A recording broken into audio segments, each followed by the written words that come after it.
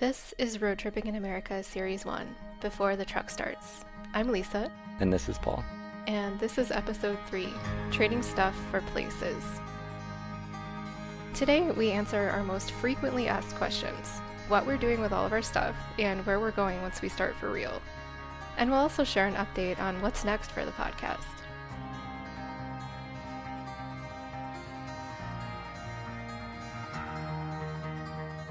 Over the last few weeks, we've been on a post-vaccination epic tour of friends and family that involved 5 airports in 3 states. As usual, we packed a lot into a little time. We didn't get to see everyone we wanted to see, and we didn't get enough of the people that we did see. At the end of the tour, I found myself in the Milwaukee airport once again, and this time, the contrast between that previous tense, cold, barren January trip and this one, warm, busy, people back to being lazy about government and pandemics, impatient to get on with it. It was both jarring and reassuring. I guess we're back to normal, we kept saying to one another. Then, last weekend, it was welcome home for the last time. On our last extended road trip, we felt smothered by our condo and couldn't wait to get away from it. Now, we like our place and are a little sad to leave. This house was the happy place that I returned to from my work trips.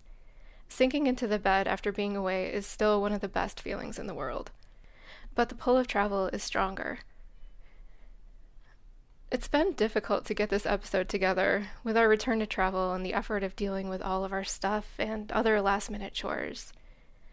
But we've heard the same 2 questions from just about everyone we've talked to about our trip, and we thought you might be interested in hearing the answers to these questions too. We're also excited to share our thoughts on what the podcast will look like once we finally take off.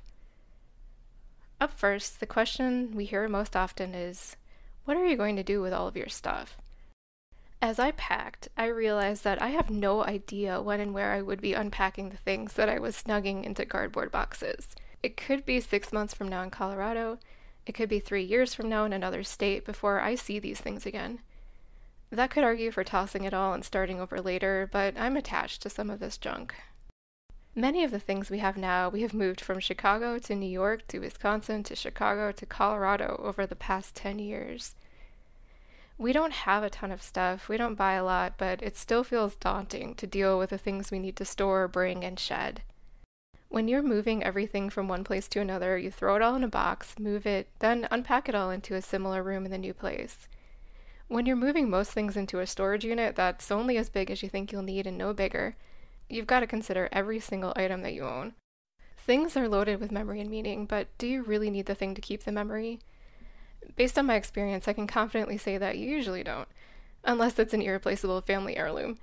If it's just a pair of shoes you bought as a teenager that were really expensive then, so you think you should keep them forever, even though you no longer like or wear them, just take a pic, save it for the memories, and donate those shoes so they'll maybe make another teenager's day. So what exactly did we do with all of our stuff, you ask? A very small amount, maybe 5%, we're bringing with us. You know when you're packing for a vacation and you only pack your very favorite clothes and the few things that you use on a daily basis? It's like that for every room in your house, plus camping stuff. The majority of our stuff we're putting into storage. Last time around, we donated the majority of our things, and then we never bulked back up, so the stuff we have now is the stuff we love for the most part. Hand-me-down furniture from parents and grandparents, work clothes in case we, gasp, someday need them again, vintage finds, memories we haven't digitized, essential things we need to buy again on day one, artwork. All of this goes into a climate-controlled storage unit in Fort Collins to hang out until and if we once again settle down. The empty storage unit felt huge.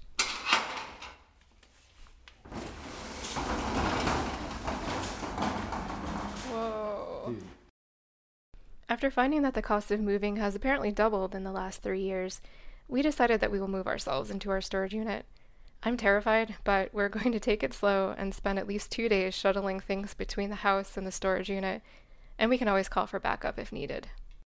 We'd love it if our next biggest category was things that we were able to sell, but it's turning out to be even harder to unload things in Fort Collins than it was in Chicago, go figure. We've sold a few large furniture items, a bike rack, and a bike, but the other things are moving slowly and might end up coming along for the storage ride. Except for the Tahoe, that's gotta go. Paul has been handling the majority of the effort to sell things, and it's starting to wear him down. So we knew things were going to come together this week, and things have come together this week, but it's been so stressful before the things have started to come together for me. Like, it's just been shitty. And it's nice, and we knew it was coming, but it was so hard to even know that it was coming, to relax and let it happen. It was, the last couple weeks have been shitty. Yeah. It's been tough. But I feel like we're over the hump. We're getting there. What made you feel like we got over the hump? A little bit of it's a treadmill, man. That thing was daunting. It was daunting for me too. It's so daunting. I still can't believe it's gone. I can't believe that dude fucking manhandled it up the stairs, basically. I still think they're gonna come back and say we don't want this anymore. No refunds. I think the other thing will be if we can sell the Tahoe. I mean, when we sell it, we have to sell the Tahoe, so we sell it. But I think that's another thing that's just taken so long. We knew it was going to take long, and we knew it will happen. But until it happens, it's just like a drag. Yeah. It's just like the condo last time. Oh god. We kept thinking it wasn't going to sell, and then it sold, and then we were free. Yeah. It was like a really big Tahoe. I think you just got yourself into the episode. So that's the for sale category. Next is the pile of donations. We either haul things over to the local resale shop or post a curb alert for the bigger things or the things the shops won't take, and set the stuff on our porch for someone to pick up. We give things to friends and family, but try not to be obnoxious about it. We only want to give them the things that they would want or need, not junk they just end up needing to get rid of themselves. And lastly, the 5% that is just trash. I always make sure that this is the last and least used option. Still, there are things that we can't keep and that no one else wants. A long time ago, we decided to prioritize time over possessions. It's part of what got us to where we are now. Even though we don't have that much stuff, I was still shocked to discover some of the things that were hiding in the corners of our cabinets. Like the container of sea salt that was in our van 10 years ago, that we didn't use then and apparently have then moved to 4 states without ever using. I know salt doesn't expire, probably, but we apparently don't use fine salt anymore, so into the trash it goes. Or the box of mementos I found after thinking I had gotten through everything earlier this year. Okay, I'm not tossing most of that, but we've hopefully now uncovered all of the gremlins hiding in the corner of our closets. So that's our stuff.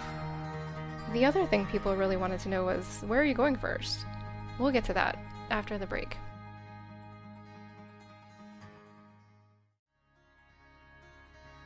Welcome back. We've lived in Colorado for 3 years, but thanks to jobs that required travel that often bled into and over weekends, we actually didn't have a ton of time to explore the state before the pandemic. During the worst of the pandemic, we kept our recreating within our county, as suggested at the time. Thankfully, our county is humongous, and we had lots of stuff to do, but still, there's a ton of Colorado that we haven't seen yet. So naturally, we're starting there. Here. We'll spend the first stint in Colorado first celebrating with friends in the Grand Junction area in the western central part of the state, then either heading north or south, either to the dinosaur area or to the Canyons of the Ancients area. Then it'll be a rough spiral around the state, finishing either north or south, the opposite of wherever we started. After that, we'll get to Wyoming. The area just to the north of Fort Collins, between Laramie and Cheyenne, has been one of my favorite weekend excursions, and I want to finish hiking or biking every single trail there. We also have only scratched the surface of the Wind River Range and want to do much, much more there. After that, it'll be on to Idaho, Oregon, then California, Vegas, Utah, friends and family for the holidays, south for warmth in Florida and Louisiana. For the most part, we're planning to avoid national parks and other popular attractions, anticipating that this year they'll be extra busy, and knowing how much other great stuff is out there, often right next door. Then maybe we'll tourist visa to Mexico for a few months. For international stuff, we need to see how COVID progresses. For US stuff, boy, are we happy that it seems like we don't need to worry about that anymore. And then after that, who knows? That's the beauty of it. We're putting the things we may need later closest to the door of the storage unit. Cold weather clothes for family time in November and December. The seats and tailgate we removed from Bob the Truck in case we decide to do long-term international travel and need to sell our setup. We're thinking about plans and options and wildcards. I'm delighted that our future is so unknown, so flexible and open to possibility. If there are any other trip prep things you're curious about or places we should be sure to visit, shoot us a note using the contact form on the Road Tripping in America website. We may answer more questions in an upcoming episode. This is our last episode on road life prep, because it's almost go time. Since we're currently in the crunch of last-minute packing, storage unit optimization, and camper fit-out, next time we'll change it up a bit and share a story from travels past, about the time we spent 6 hours in a Mexico City police station. We think you'll like it, or be horrified by it. Then we'll be off. Going forward, our main focus will be sharing the most interesting things we learn and places we visit. We'll also bring you occasional updates on the Bobs, days in the life, and other voices and stories from the road. After all this time preparing, we can't wait to get out there, and we can't wait to share what we find with you. Starting this podcast has been an awesome journey. Rather than spending months perfecting our skills, we decided to just get started and learn as we go. With a perfectionist at the helm, you can be confident that we're going to make this as good as we're capable of making it. I can see anonymized demographic data about our listeners on Anchor, including where you're from. It's no surprise to me that the majority of our current listeners are in Illinois, Wisconsin, and New York, since we spent the majority of our lives in those 3 states. But what is surprising is that we have people listening in from 22 other states and 7 other countries. We're so happy you're here for the ride. It's been a lot of fun to take the time to learn a completely new skill, but even better has been hearing from friends and family along the way. The best part of being restless is that it has given us the chance to meet so many friends and coworkers who have become friends along the way. We are so lucky to know you all, and it has been an absolute delight to hear your thoughts, feedback, and stories. Here's to future hangouts with you all and all the new friends that we'll make down the road. Until next time, check out our website, roadtrippinginamerica.com, for more. If you are enjoying this podcast, please subscribe to it and leave us a review on Apple Podcasts, Spotify, or wherever you listen. And once again, and always, thank you for listening.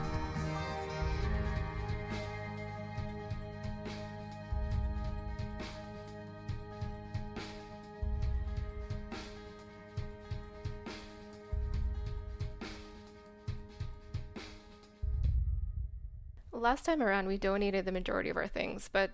Oh, sorry. Sorry, who are you apologizing to? Yourself. While preparing for our trip, Lisa needed a new backpack. She found one at backcountry.com that was 1.5 pounds lighter than her old backpack and was just $97 on sale.